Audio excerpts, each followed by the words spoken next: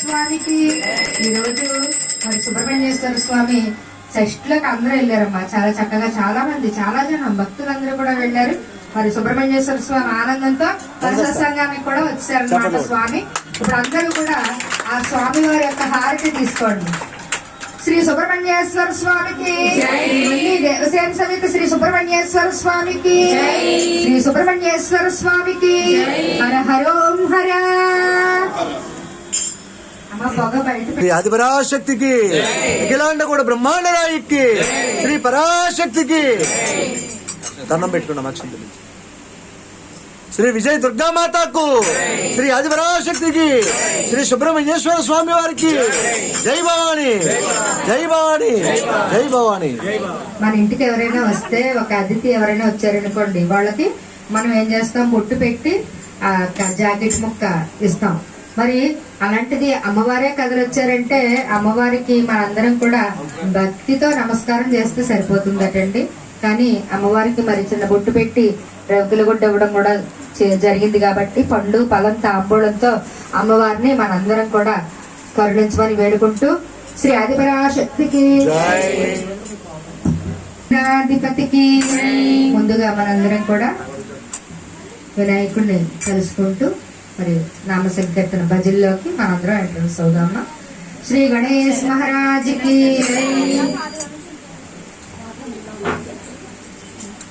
అమ్మ అందరూ ప్రశాంతంగా కూర్చుని మరి వజ్రవైడూర్యాలతో ఉన్నటువంటి స్వామిని మనందరం వేడుకుందాం. శ్రీ విఘ్నరాజ సురసేవిత భానుతేజ పాడు వేళ ఆనందమునంది విఘ్న పాపములంతరించే శ్రీ గౌరి పుత్ర నీ స్తోత్రము సిరిని గూర్చు. ఓం గం గణపతియై నమః, ఓం గం గణపతియై నమః, ఓం గం గణపతియై నమః. జై బలో గణేష్ మహారాజ్ కి, జై బలో గణేష్ మహారాజ్ కి, జై బలో గణేష్ మహారాజ్ కి.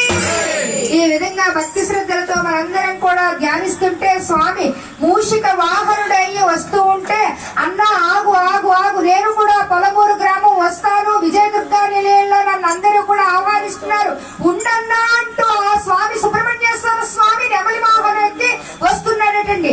అలా వచ్చేటటువంటి అన్నదమ్ములిద్దరికీ కూడా స్వాగతం పలుకుతూ, బుజ్జి గణపయ్య బొజ్జ గణపయ్య నీతో పాటు మీ తమ్ముడిని కూడా తీసుకొస్తున్నావా, చాలా సంతోషం అయ్యా స్వామి అని మనందరం కూడా స్వామి వారికి జేజేలు కొట్టుకుంటూ బుజ్జి బుజ్జి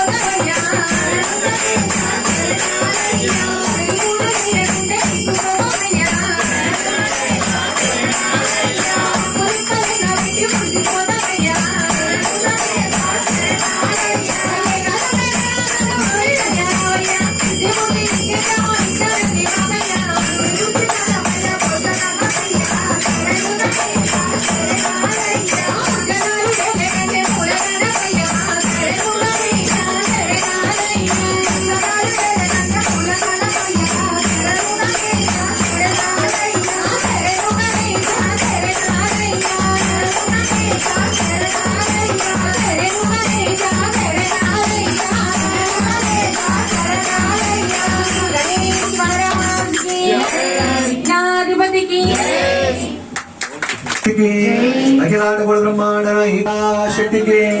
అందరూ బాగా వినండి అమ్మా. ఏదైనా ఒక అద్భుతమైనటువంటి సంఘటన జరిగిందంటే దాని వెనకాల అమ్మవారి యొక్క అద్భుతమైన మహిమలు ఎలా ఉంటాయో ఇప్పుడు వివరిస్తాను మీకు. సుబ్రహ్మణ్యేశ్వర స్వామి షష్ఠి రోజున శనివారం రావటం 7 సంవత్సరాలకు ఒకసారి వస్తుందమ్మా. గట్టిగా చప్పట్లు కొట్టండి.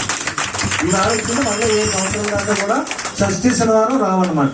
సరే, ఈరోజు ఈ యొక్క పూజా కార్యక్రమం ఎంత విచిత్రం అంటే సత్సంగం పెట్టి 29 సంవత్సరాలు అయ్యింది. ఇప్పటి వరకు కూడా సుబ్రహ్మణ్యేశ్వర స్వామి షష్ఠి రోజున వచ్చి ఈ రోజు ఇక్కడ పూజ అమ్మవారికి చేశారు. మాల ధరించినటువంటి ఆ భవానీ గారు చూడండి, అనుకోలేదు కానీ ఎవరో కూడా ఊహించలేదు. మరి చక్కగా స్వామి వచ్చి పూజ చేయటం, ఇక్కడ 2 సర్పాలు మనం భవానీలు తీసుకొచ్చి ఇక్కడ సుబ్రహ్మణ్యేశ్వర స్వామి షష్ఠి కాదని చెప్పి ఇక్కడ పెడితే అమ్మవారు ఏం చేశారో తెలుసా అండి?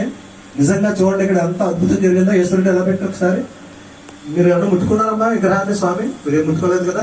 అక్కడ చూడండి, ఆ కుంకుమలో 2 సర్పాలు, మనం 2 సర్పాలు ఇట్టాం, ఇక్కడ 2 సర్పాలు వచ్చినాయి అమ్మ ఇక్కడ కుంకుమలో. ఒకసారి అమ్మవారి దగ్గరికి ఇక్కడ దిగి నిజంగా నేను అలా వీడియో తీసుకుంటే ఒకసారి చూసి ఆశ్చర్యపోయారు. 2 సర్పాలు కుంకుమలో పట్టడం జరిగింది అక్కడ. చాలా అద్భుతం. ఒకసారి అందరూ కూడా సుబ్రహ్మణ్యేశ్వర స్వామి ఇక్కడికి మనందరం అక్కడికి వెళ్ళాం. ఆ స్వామి వారు ఇక్కడికి వచ్చారు సత్సంగంలో అమ్మవారిని చూసి మనందరినీ కూడా ఆశీర్వదించడానికి ఒకసారి గట్టిగా చప్పట్లు కొట్టాలి. ఇంకో విచిత్రం నిజంగా చూడండి, 2 సర్పాలు పెట్టాం, 2 సర్పాలు వచ్చినాయి అక్కడ కుంకుమలో. జాగ్రత్తగా వచ్చి అందరూ చూసి దర్శనం చేసుకోండి. ఎవరు ముట్టుకోలేదో అక్కడ మరి నిజంగా ఆ పూజ చేసిన కుంకుమలో అలా 2 ముద్రలు సర్పాల ముద్రలు పడి ఎంత అదృష్టం అంటే అంత అదృష్టం. సుబ్రహ్మణ్యేశ్వర స్వామి ఖచ్చితంగా ఇక్కడికి వచ్చేయడానికి నిదర్శనం ఆ యొక్క కుంకుమలో సర్పాలు పడడం నిజంగా యథార్థం ఇది. అందుకే అడిగారు స్వామిని కూడా, పూజ చేసిన వాళ్ళే ఇప్పుడు దాకా ఉన్నారు కనుక ఆ కుంకాన్ని మీరు ముట్టుకున్నారంటే లేదని చెప్పారు. బొట్టు పెట్టుకుంటే ఈ నిమ్మకాయల మీద పెట్టుకున్నామా, ఎవరు కూడా అమ్మవారి మీద కుంకుమ తీయొద్దు. అమ్మవారు మీద కుంకుమ మీద చుట్టూ శ్రీ ఆదిపరాశక్తికి. మొన్న వారం తుఫాన్ వచ్చింది, గాలివాన, చాలా తక్కువ జనం వచ్చారు ఇక్కడ. మనందరం చెల్లెల సత్సంగానికి వెళ్ళొద్దామా చెల్లెల అంటూ ఓ పాట పాడి అమ్మ వచ్చే వారం ఇదంతా నిండిపోవాలని చెప్పి పాట పాడాం. ఈ రోజు నిండిందంటే ఆనంతా మన గోధుమము అప్పుడు ఇవాళ నెరవేర్చింది. ఈ రోజు పాపం ప్లేస్ సరిపోలేదు, అందరూ చాలా మంది ఇక్కడ నుంచున్నారు. ఇప్పుడు కాటా పెడితే కూడా ఇక్కడ కొంతమంది లేవలసి ఉంటుంది. ఎంత ఇరుకైపోయిందని మనం చాలా ఇబ్బంది పడుతున్నాం అని చెప్పి అమ్మవారు చక్కగా నూతన విజయదుర్గాలయం సుమారు 60 లక్షల రూపాయలతో మరి అద్భుతంగా నిర్మితం అవుతుంది. మరి ఎవరి దగ్గరికి వెళ్ళి ₹1 సందా అడగక్క లేకుండా దేవీ కమిటీ వారు మనకి సహకారంతో, మరి నూకమల్లి సెక్రటరీ గారు అన్నదమ్ముల ఇద్దరు సహకారంతో 60 లక్షల రూపాయలతో 2 అంతస్తుల శ్రీ విజయదుర్గా నిలయం నిజంగా అద్భుతంగా, ఇంకా ఏమి రంగు లేకుండా, ఇంకా అక్కడ ఏమీ పెట్టకుండానే ఆ స్లాపులు చూస్తుంటేనే నిజంగా అమ్మవారు వచ్చి ఇక్కడ తాళవిస్తున్నట్టుగా ఉంది. అమ్మవారి అనుగ్రహంతో జనవరి 25వ తారీఖు మన వార్షికోత్సవం జరుగుతుంది. 30వ వార్షికోత్సవం ఆ తారీఖు నాటికి తయారవ్వాలని మరి సుమారుగా 300 సత్సంగాల్లో నంబర్ 1 సత్సంగం అని చెప్పి పొలమూరుకి ఎంతో పేరుంది.